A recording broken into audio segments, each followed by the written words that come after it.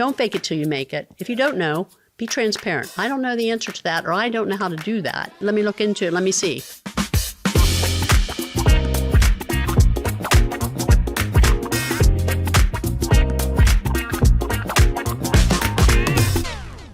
Barbara VanKirk was told no at 2 pivotal moments in her career. And instead of accepting either one, she built her own yes, IQ Inc. 30 years on, she's still running it. And IQ Inc. is now part of a global software company after a recent acquisition. IQ Inc. is built on a 3-part premise she's never wavered from. Employees first, then clients, then the company, in that order. Because for Barbara, work has never really been about work. It's about personal purpose. And as a leader, she puts it simply, my job is to help each and every member of our team find their own significance. This is How's Work. Barbara VanKirk, here we are. Yes. Thank you for joining us at the office today to talk about our favorite subject, work. Oh boy. That's your favorite subject? It's our favorite subject here, yeah. I can think of lots of other things I like to talk about, but work is one of them. Today, you signed up to talk about work. Okay. So the first question we always ask people is, how's work? How is work? How's work? Work is work. Challenging, yeah, fun, engaging, exciting. There's a lot of different words. You're at a time where work is different for you now. Work is growing in ways that I don't know that you could have imagined 10, 15 years ago, or when you started the company way back in the early 90s? Work for me right now, I have many, many balls in the air. So IQ was recently acquired by a company out of Portugal called Critical Software. It's as if it's the same culture at IQ. Bigger stage, more people, definitely, language changes, culture changes from being in Portugal and being in the US. But people are very important. So I'm trying to discern, how I fit in. And right now I'm wearing many hats because of the acquisition. So I'm still acting CEO of IQ Inc., which we maintained our name. They want to continue to build on our culture here in the US. They don't want us to disappear into Critical Software. They want me to take on an active role of business development, which to me is every day. That's what I do every single day. I'm selling the culture, the people, the technology.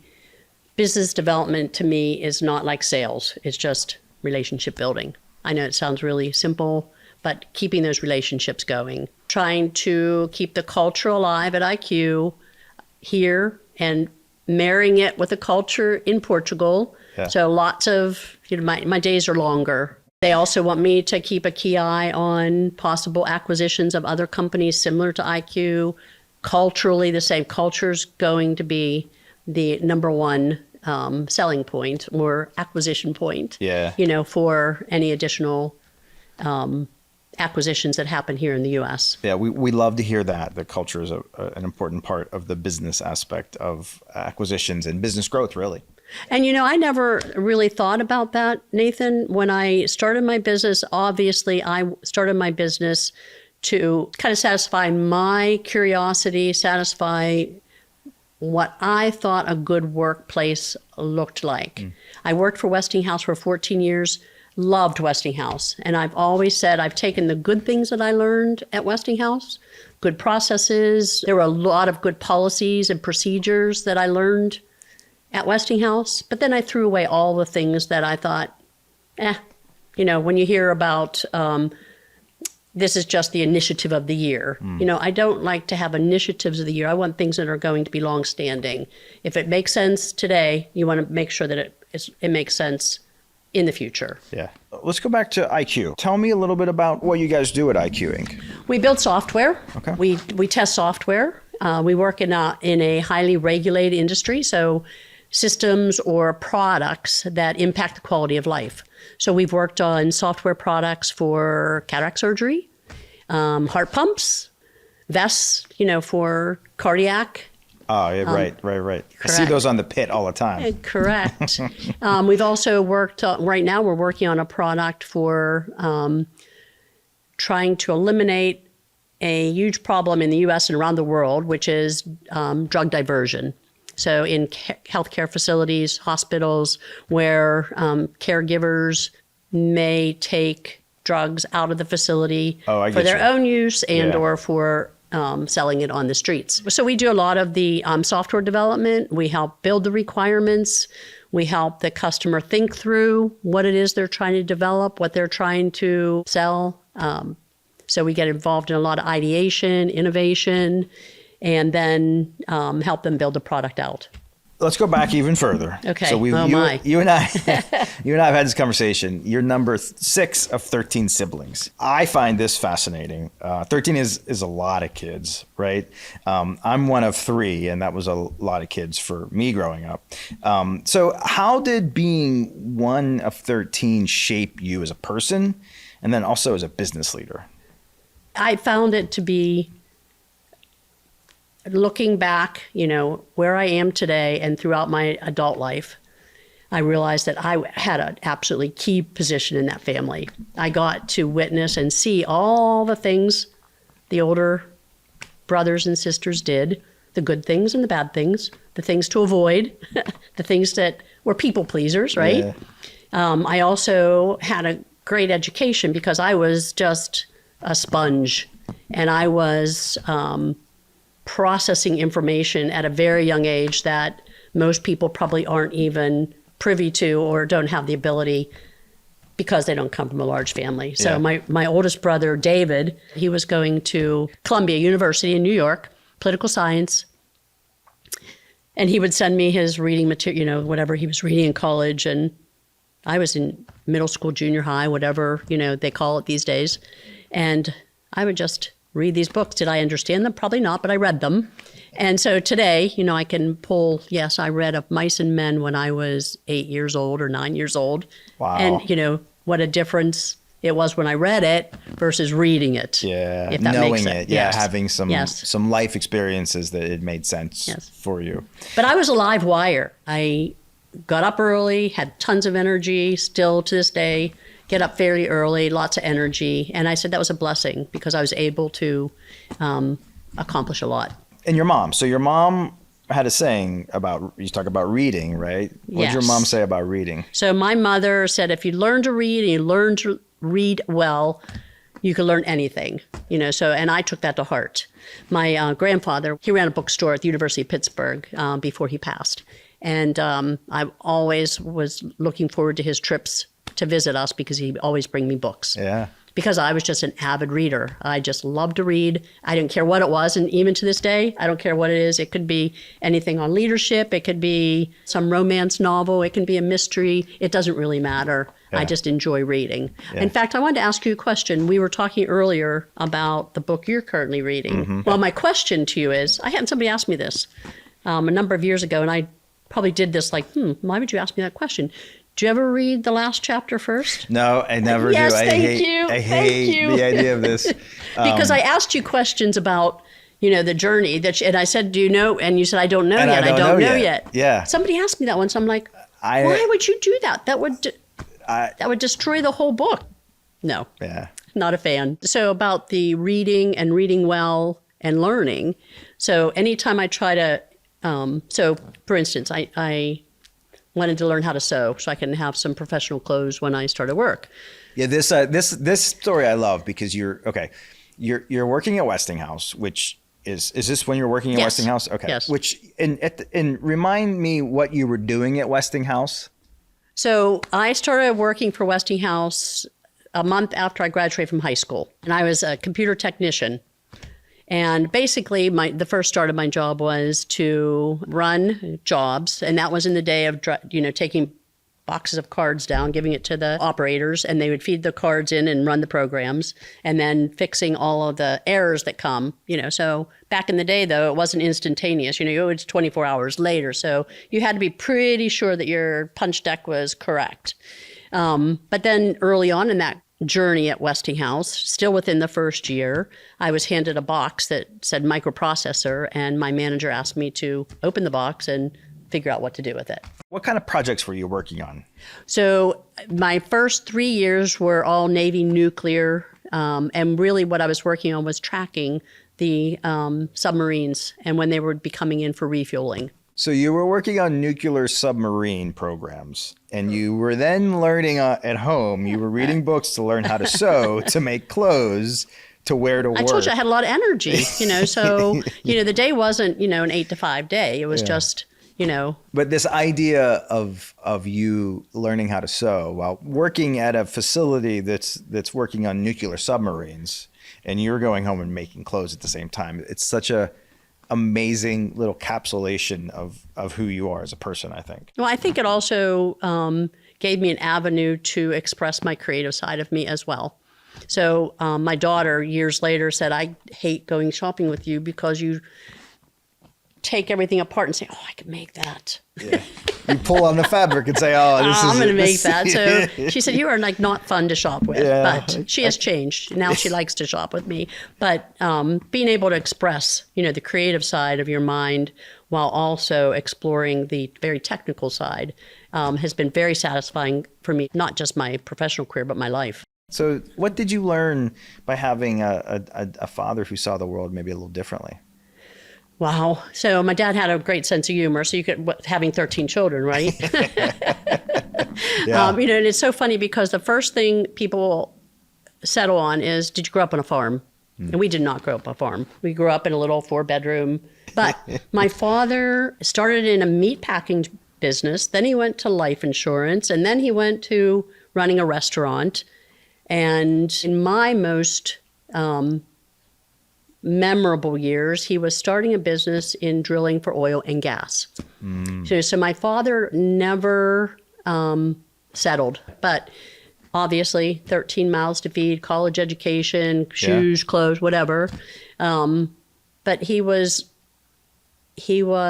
had a great sense of humor, which he always said, you have to have, don't take yourself too seriously because any of this can change in a given day. Yeah. And he also said he wanted to, when he died, he hoped he was a rich pauper. Yeah. So think about that, rich pauper. People would just let that slide. Like, what does that really mean, right? Yeah. What did that mean to you? It meant that he could lavish or not. It was, his choice. When I go out, I want to have expressed and done everything that I wanted to do. So what was your first job? So my first paying job was a babysitter. So obviously, actually it's kind of funny because when I say this in today's world, people gasp. So when I was in middle school, once again, so you're talking 10, 11, 12 years old? I was watching a family of 6 boys. And I had a weekend just with those boys because they trusted. Yeah. So people would gasp. Yeah. 25 cents an hour. And then if it went past midnight, you got paid 50 cents an hour. Oh, you got overtime. Overtime. Whether you were sleeping or not. But certainly, babysitting, number one. And as soon as I can get working papers, which, was at age 15, I started waiting on tables. I worked for a little deli. Once again, people skills. I loved the people. I loved waiting on people. I had my customers that came in and I knew as soon as they came in what they were going to order and, ready for them. So I did that all through high school and then went to work for Westinghouse. And I was laid off from Westinghouse after 3 years.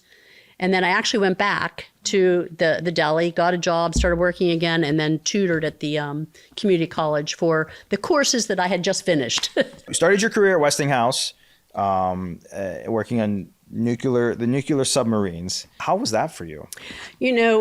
My biggest takeaway, even back the early days at Westinghouse, it was all about the people.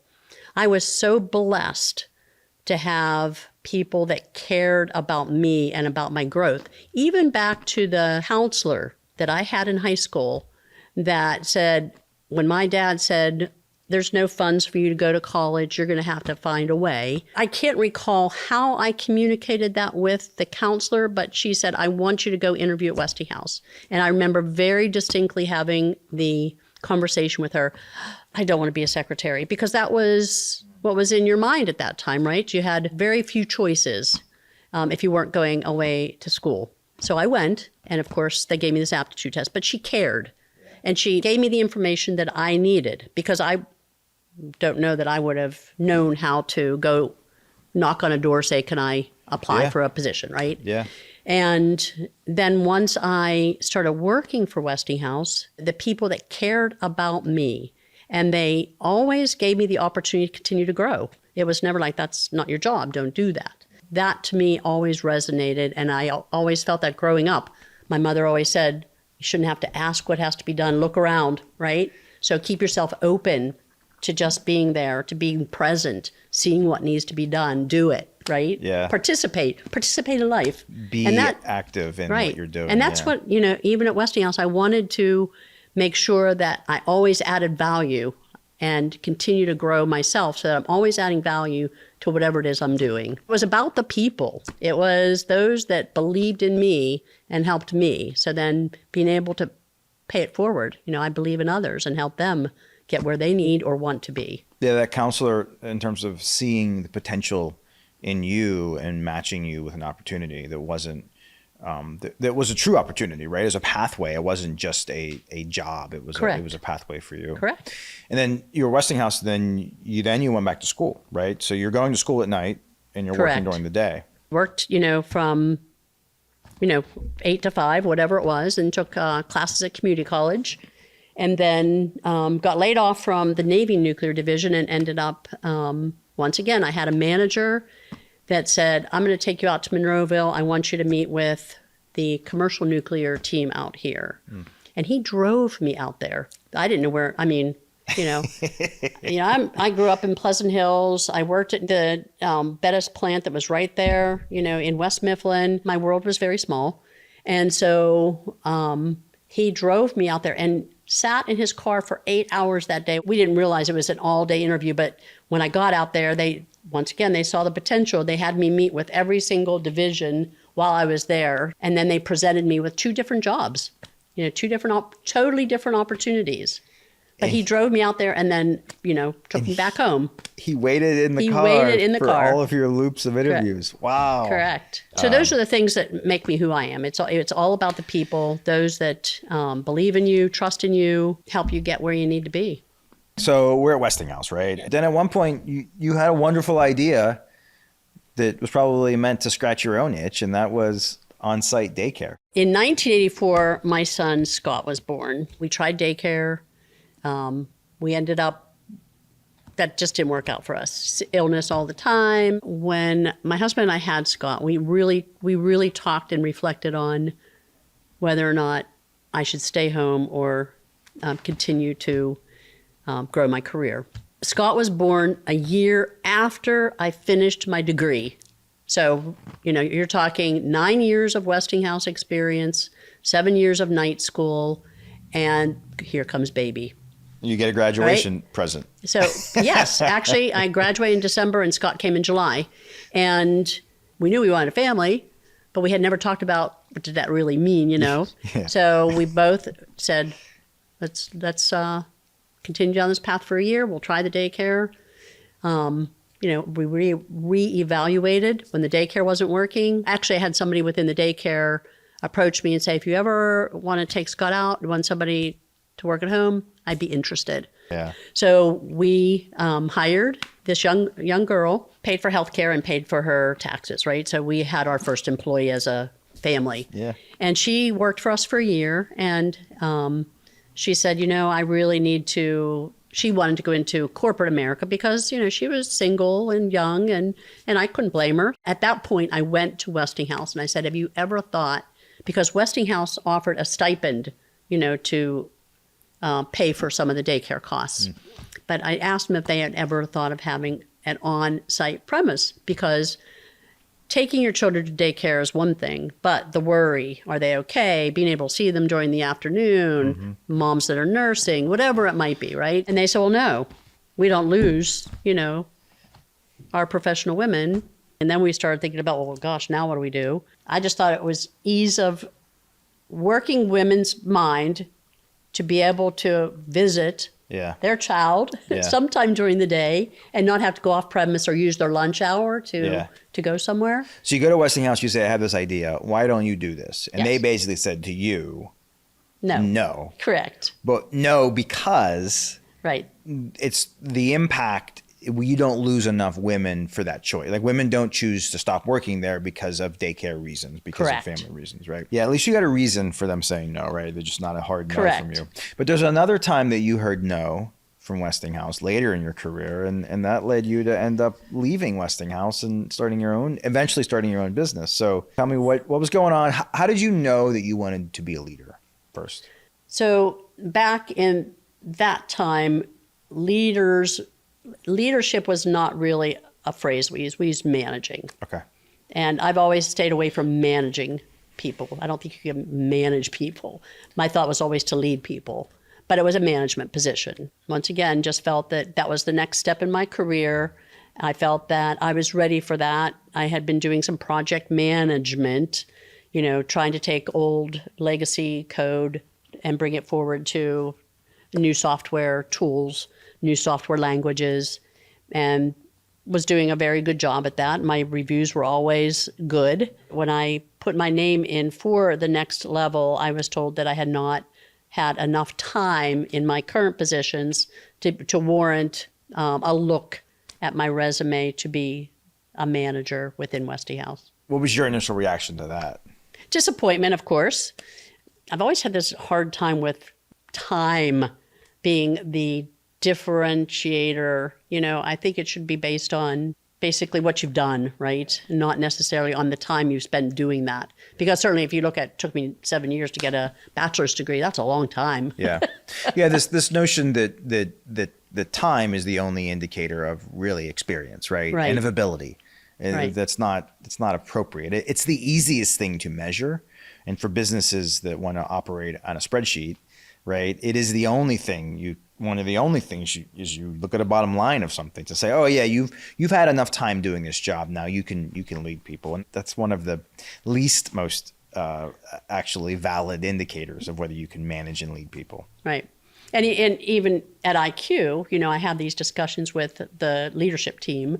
And certainly when we look at developing people and promoting them into the next position, whatever that might be. And it could be technical, it could be leadership. And there's many technical leaders that we try to develop as well, that it shouldn't be based on time. It's what have they accomplished and how have they gotten there, and what leadership skills have they demonstrated, and have we given them a roadmap to, take on the next level of work. I'm curious as to what your perspective or your idea of management, leadership management is. I've never really thought of how to articulate that, but I think you can manage tasks and you can manage activities. It's really hard to manage people.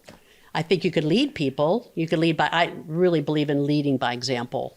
Once again, another from my parents, I would never not do something because it wasn't within my scope of work.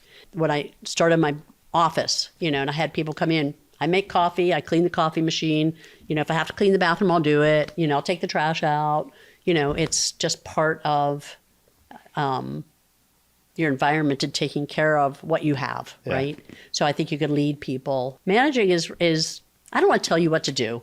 Yeah. I don't want to tell people what to do. I want to help lead them there and come up with good solutions or good ways to work, or, how do they take what they do and lead others, to success, right? It's not managing that.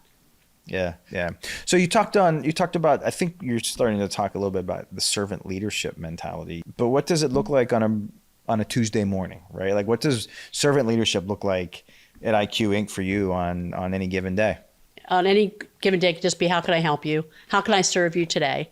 When I left the office today to come here, as I said, with the integration, and I said, if there's anything you need my help with, just, reach out, let me know what I can do to help you today. So it's always in the moment. Yeah. And then I have this discussion all the time. I do one-on-ones. What can I do for you today? Yeah. What are you struggling with? What do you need help with? What do you want to talk about? It's about you. I always find it takes people a little bit of time to go, can I really trust that you're really trying to help me, right? Can I even ask the CEO, the leader of the business, the person that signs my checks, can I ask them these things, right? There is still some intimidation, and even from some of my leaders, intimidation that when I say, you know what, there's no judgment here, and I'm here to help you. Yeah. So I just need people to be honest.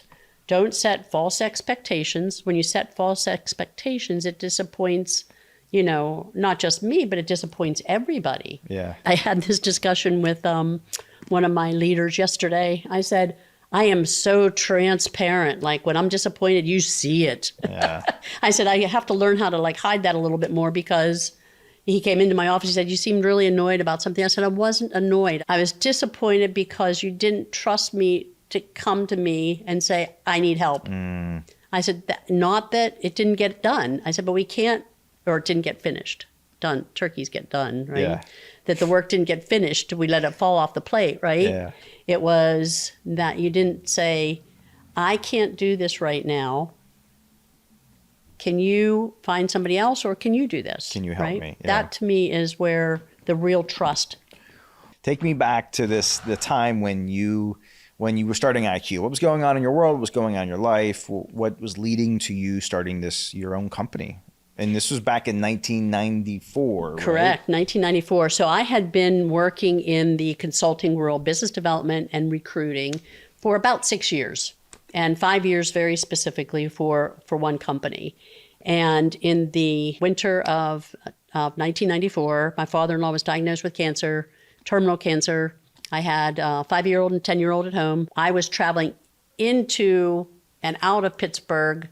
I had to be into Pittsburgh every morning at 8 o'clock, and then, fighting the traffic. They wanted me there at 5 o'clock. And then, so my days were really long, but what I called unproductive hours, sitting in traffic for up to 2 hours a day, one way, going into the office, depending on, I live in the East, getting into the South Side is not easy. I resigned my position in the spring of 94. And the owner of the company said, "Oh, please don't resign. Take the summer, take a sabbatical."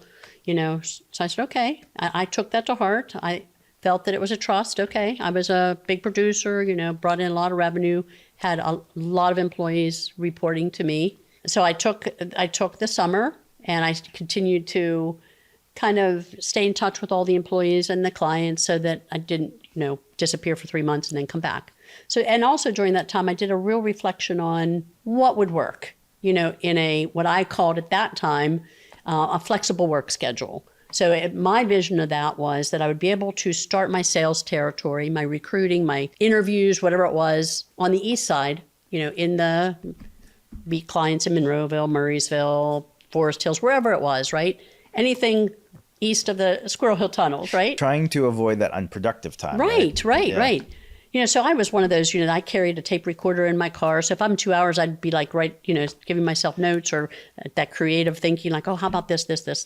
So I wrote this very elaborate business plan that's, very much executed. I'd start my day, my sales weren't going to drop, the employees would be taken care of.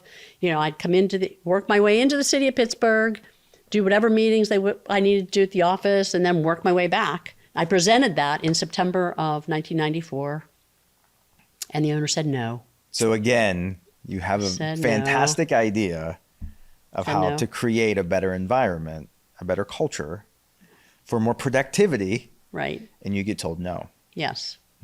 So I called my husband. I remember very vividly calling him, and he said no. He said, "Well, I guess you're just going to have to do it on your own."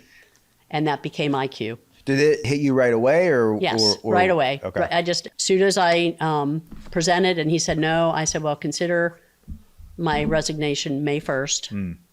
Because I had a non-compete to live, and he did. Yeah, he did. So you had a business plan already. Yes, written. I did. Right? I did. You just needed to maybe add a name of the business and some few details, and you've got it, right? Correct. That's exactly what happened, and it was really interesting because I said, okay, I got the business plan, but I'm going to, just take the fall to just kind of let this settle, The good Lord said, nope, sorry, you're still going to move. And so I had a call like within a week from a gentleman in Colorado, called me and said, "Hey, I tried to reach you at company ABC. They said you're no longer there. I was given your name by so-and-so.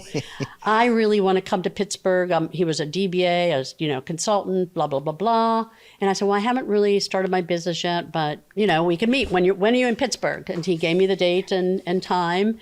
And I met him at Drew's Diner in Forest Hills. We hit it off. And then like divine intervention again, I had a call from a client saying, "I need this kind of resource." I'm like, okay. So they wouldn't leave you alone. No, they wouldn't leave me. So that was the start of IQ. So, but So the first idea you had wasn't about, hey, there's this problem in the world I want to solve. Hey, there's this client thing, or hey, I can make money doing this. There's this idea of, I want to build a life around my family, around being productive, growing, and building something, right? And there's this idea that it was because you wanted to be more productive, or you had an idea of how business could be done differently. Right. Really, that's really Exactly. and that's where I came to experience, without knowing the story of the founding of IQ Inc.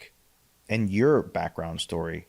That's what I came to feel the first time I met you and I met the people of IQ Inc. is this idea that it was different from a foundational sense. And then hearing the story, it made perfect sense that it was founded on a foundation of business being different, business being about something different, and being about, in the way you say it, you have three priorities, and that's the employees, the clients, and the business. Right. And the order, I think, is important to you. Right. Yeah. Right. Exactly. The people, it's number one. You don't have a business if you don't have the people, especially in consulting, right? Yeah. You just don't have a business. And I want everybody to do what they love and do it in the environment they love to execute in.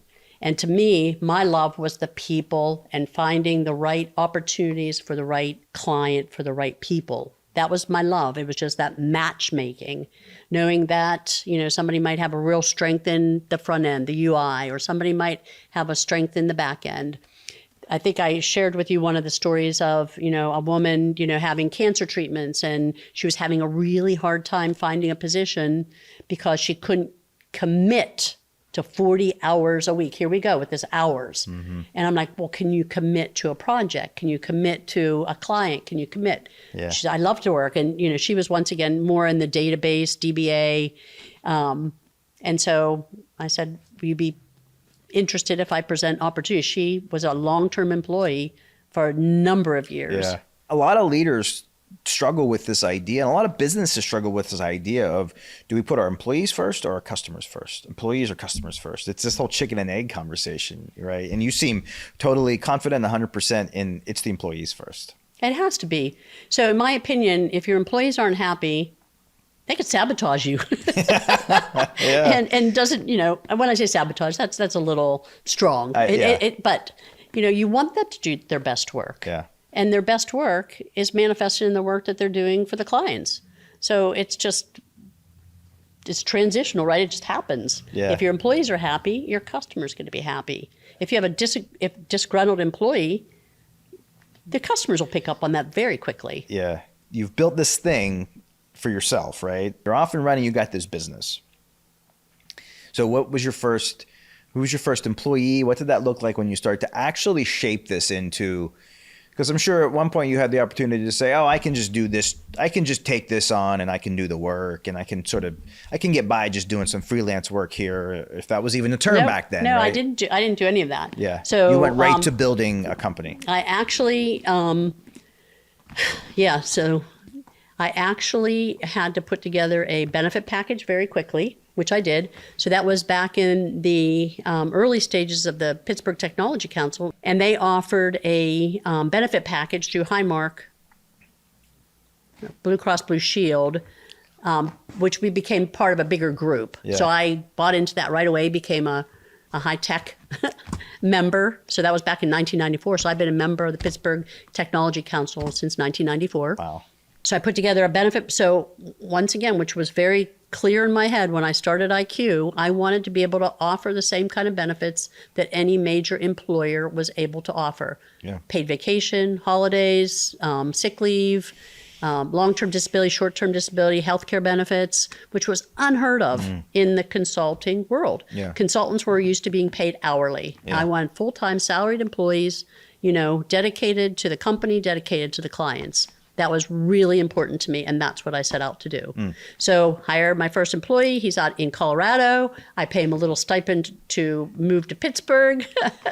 And one of the things to embrace this, and I had forgotten about this, was I partnered with a company that did welcome boxes. So I found out what his wife liked. She was a tea drinker. He was a coffee drinker.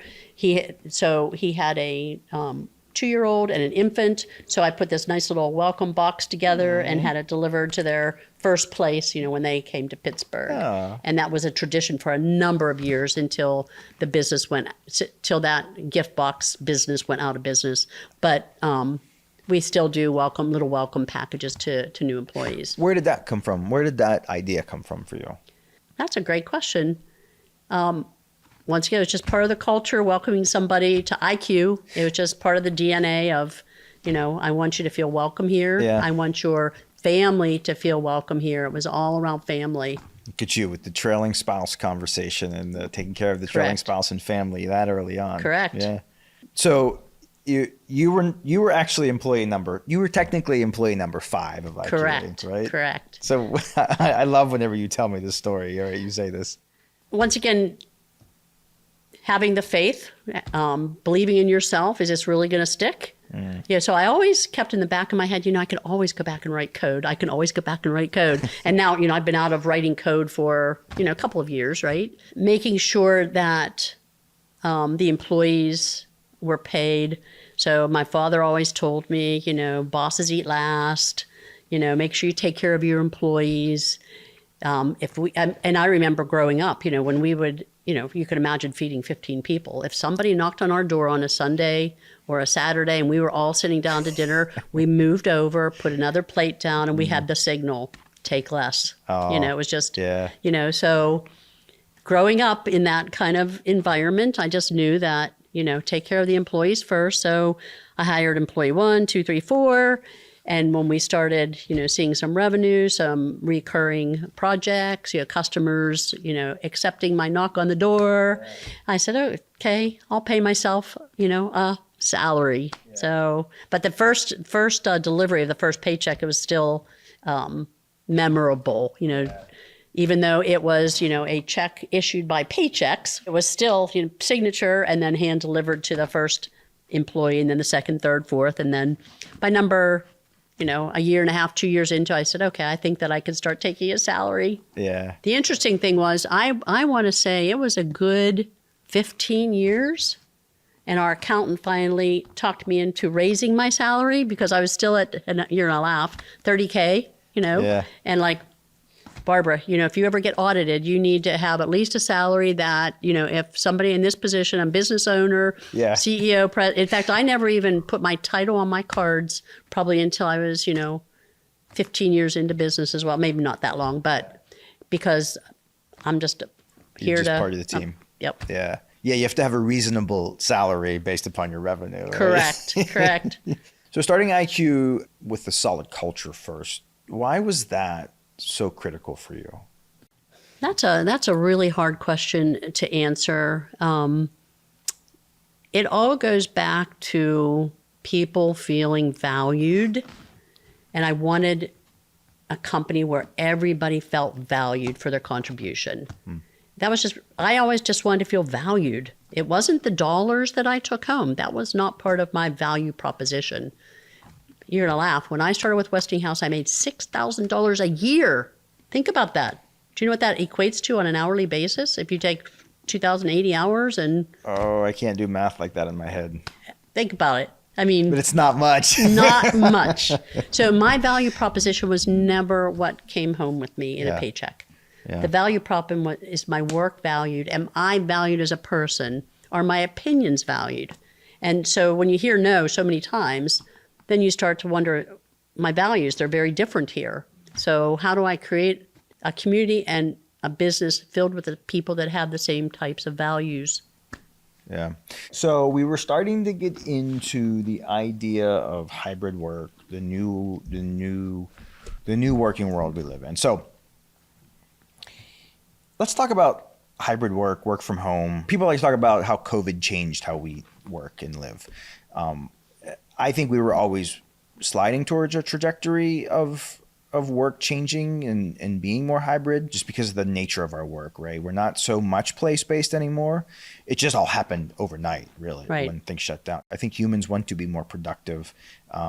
So let's talk a little bit about what you're seeing what you think gets lost by work becoming looser, right? Becoming the edges of the workday being softer. There's some trade-offs in there. So let's dig into this idea of how many days do you spend in the office, and how many days do people at IQ spend in the office? So I currently spend 3 good solid days in the office.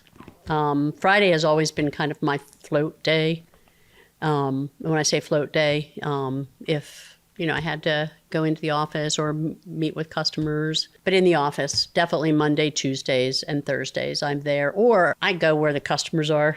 Yeah, yeah. So if I need to be somewhere on a Wednesday or a Friday or any day of the week, Yeah. I'm there. I think the employees themselves, Thursdays seem to be really good high volume in-person days. We've seen a little bit more traction on Mondays. And I'm not so much concerned about in-person days for experienced individuals that have been working for the clients, for us for a long time, managing themselves, self-managing. What I think I have noticed is it's the social skills and the interactions that I think a generation that only knows remote work will lose a lot. Humans aren't meant to be isolated. Humans are meant to be community. And you can learn so much about, not just about the person, but as I said, my world is expanding, right? I like that expansion. I don't want my world to constrict and be smaller. Yeah. I learn, with all the experiences, and I can't learn that not living, if that makes sense. There's a version of it where it's about convenience, right? Working from home is about convenience. There's something about growth in coming in contact with others that's inconvenient, right? Correct. And you learn a lot in that way, these moments of inconvenience. And it feels like there's a lot of people who are trying to make their lives more convenient, right? And less friction in it. And going to work, putting on clothes, thinking about your day, getting in a car, dealing with traffic, there's nothing but friction, right? There's nothing but friction in that because everything's out of your control. But you're making decisions all the time. Right. So what happens is when you don't make those decisions and every day, then it becomes almost fearful, scary. Yeah. That now I have to make that decision. I have to go somewhere. So now so you're not allowing yourself to grow, to make decisions in the moment. So this is really where you worry about this for younger people entering the job market, right? Or working now. The people who have more experience and have been doing this for a while and know how to interact with with the clients and with the colleagues, you really see there being a line between people who need to get that experience in person.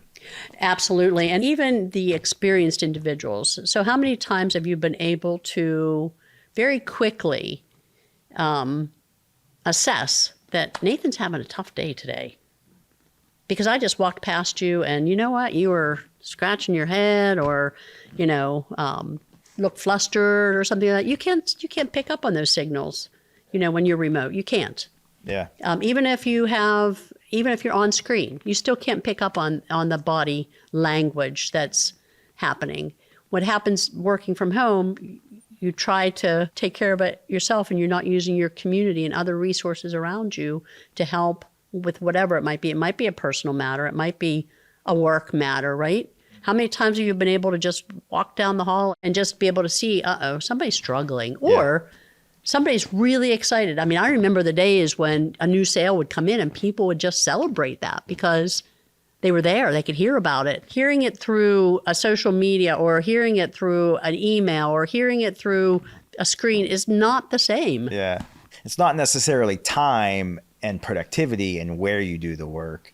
It's really about the connection you lose by not being in the office, I think is what I'm hearing from you. That's what I find the most scary or the most problematic is that connection that you make. Yeah. And even knowing who to go to or where to go or the questions to ask. Because you pick up a lot when you're in a community environment. Mm.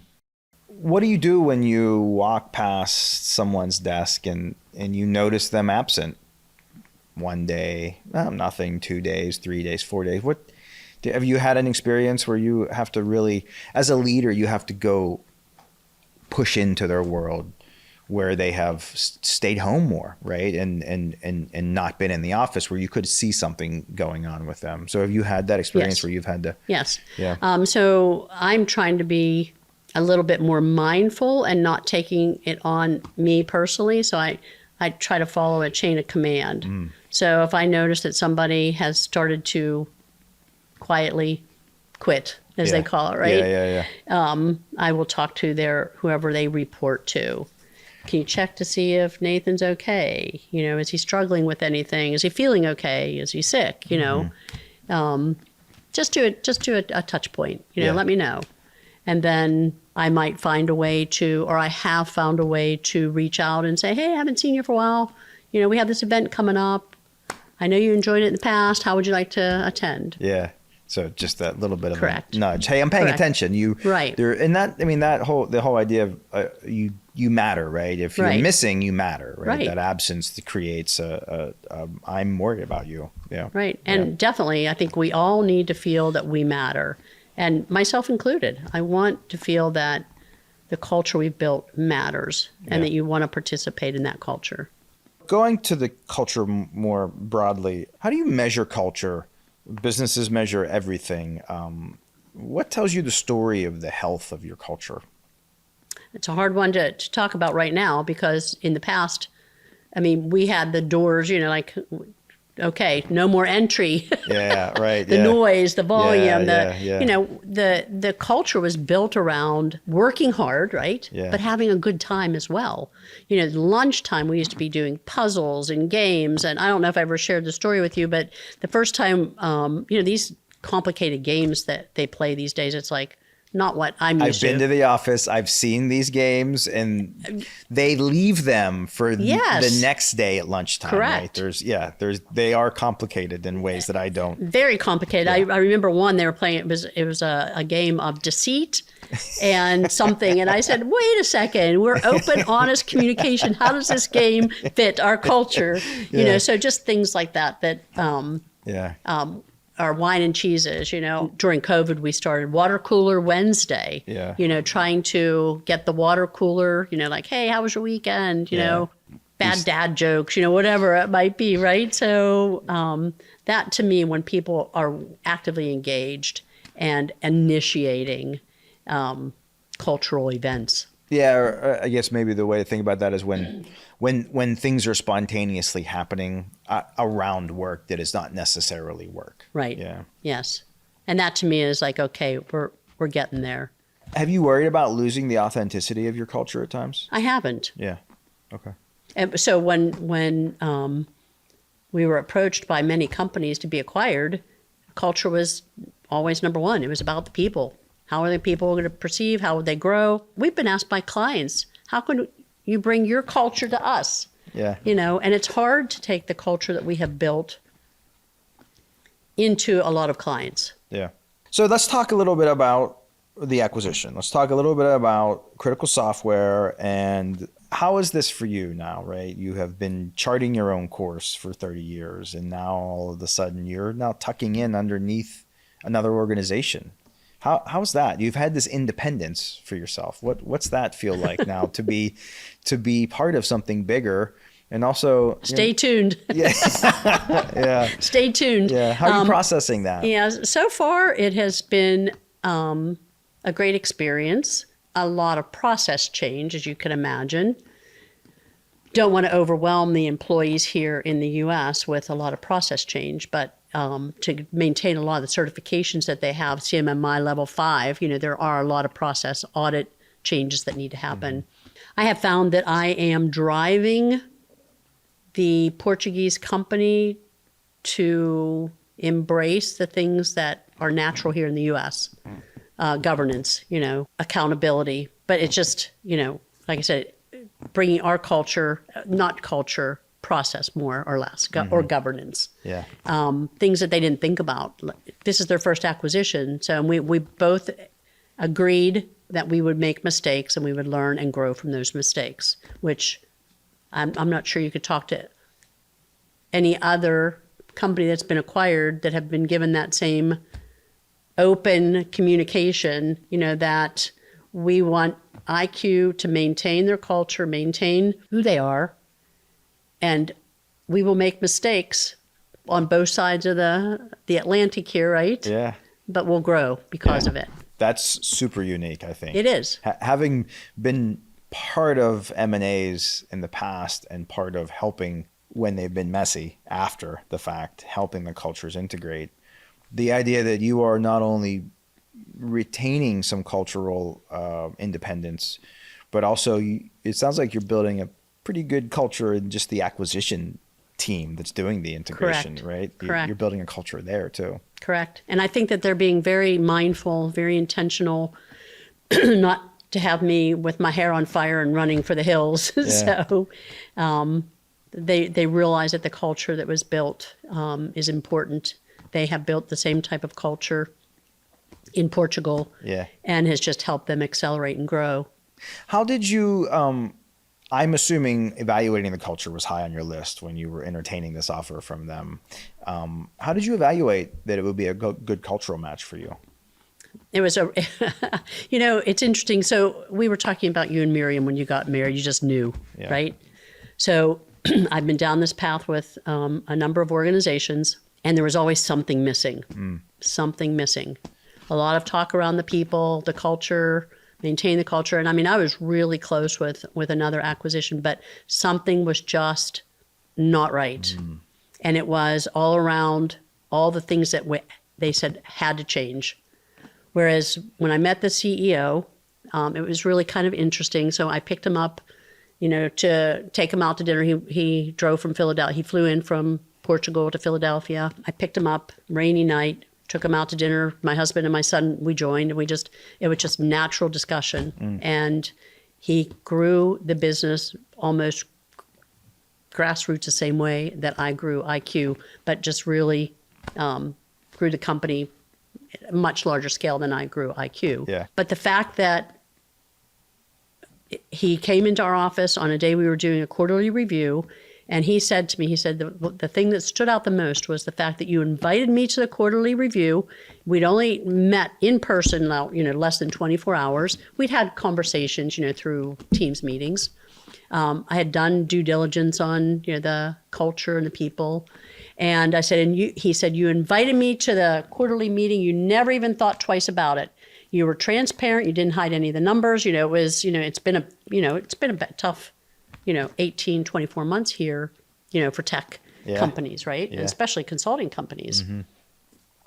And he said, you were so open and transparent. You didn't hide anything. You got in front of the team.